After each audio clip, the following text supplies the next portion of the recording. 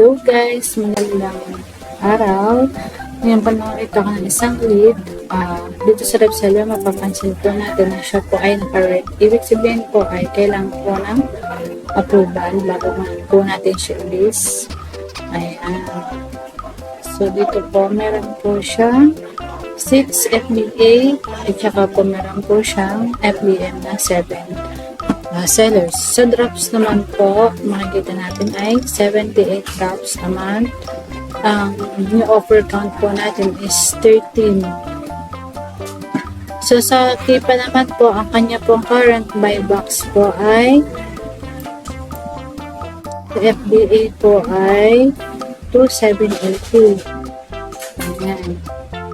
So, third party po ng FBA. 27.18 ng new third party. So, ayan. Click lang po natin itong sell on Amazon. Ayan. Tapos, i-click lang po natin ang purpose approval. Then, next po, ito po. You need approval to sell ng Cestal branded in new. Lagi po tayong new. Click lang po natin sa purpose approval. Now, before you list your products, ayan po. So, pwede po natin panood, pwede nyo hindi. Then, basahin lang po ito. Click lang po natin ang vote. Doon po sa nakaraang kong video, meron po akong in-explain tungkol po dito. Ayan po. Click na lang po natin ito.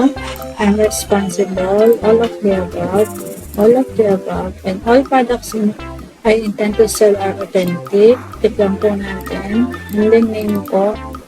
Ayan. Click lang po natin ang submit. Ayan. Pag may nakita lang po tayong congratulations, your selling application for brand Cesta branded has been approved based on your performance history. So, tingnan lang po natin yung check request. Yan. May nakalagay po siya dito na approved. Yan po, July 27, 2023. At ready na po siya i-list ng products. List products. Ayan. Kung mapapansin po natin dito, pwede na po natin siyang i-add.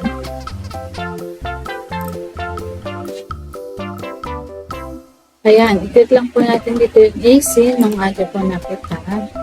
Ayan. Select lang po ng new and then click lang po natin ang service product. Ayan. So, ready na siya. Go to your seller account.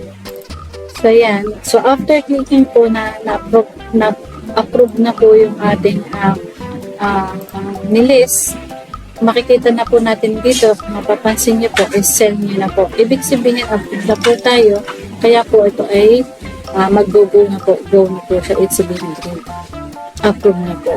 Ayan. Tapos, ito po, nahanap ko na rin po siya sa website. Available po siya sa Head and Walmart. So, mas pinili ko yung Walmart kasi most of the items from Head is from Texas lang. Yung, sabi lang ng client. So, ito, nakita ko siya na 3.48. Add po natin siya sa maximum quantity na 12. And then, view cart lang po natin. So, mag-ano lang po tayo. Remove lang po tayo ng hindi natin. So, this is 12. Maximum of 12. And then, available po siya sa shipping. Meron kasi pong iba na hindi siya available sa shipping. Most of the items po ngayon. So, continue to check out. Yung mga grocery po kasi is madalas hindi nilalagyan ng tax. Wala silang tax.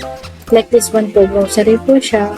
So, estimated taxes po niya is 0. Basta po grocery. Check natin. For 1.76 divided by 12 is 3.46 po ang isa. So, i-times po natin siya sa 3 dahil siya po ay pack of 3. Yan. So, ang total po ng tatlo is 10.37. 10.37. Meron po tayong profit na 4.58. Ito po ay free shipping sa $35 above. 27 po na sell price and buy cost po na 10.37. Meron po tayong net profit na 4.58 and ROI po na 44% and margin po na 16%. So, ito ay pwede na pong i-list at pwede na rin i-buy online. So, yun lang po for today's video at sana po ay patuloy po kayo manood ng aking mga videos and please subscribe po. Thank you. Bye-bye.